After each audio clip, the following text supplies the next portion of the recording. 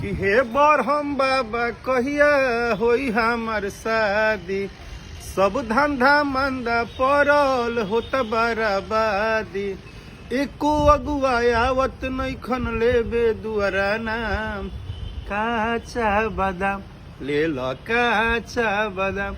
नमस्कार प्रणाम, हम बानी आप सबके घर के लड़का राकेश मिश्रा और आप सभी के सभी भोजपुरी सुनने वाले श्रोता बंधु समाज सभी आदरणीय व्यक्ति के तहे दिल से बहुत बहुत अभिनंदन आभार प्रकट करतनी कि रउरा सभे लगातार 2 दिन से 3 दिन से यूट्यूब के ट्रेंडिंग में कच्चा बादाम सॉन्ग के बना के रखले बानी सभे।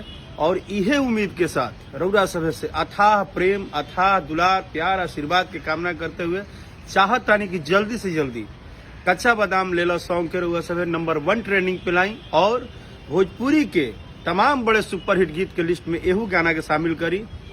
यह रउरा सभे के आशीर्वाद प्यार हमार ताकत है, सब कुछ रउरे सभे है। आप लोग अद्भुत हैं, अनंतमय हैं, आप लोग का जवाब नहीं है। आप लोग जिस पे आशीर्वाद बरसाते हैं उसका जीवन धन्य हो जाता है। लव यू दोस्तों, love you Bhojpuri, thank you so much.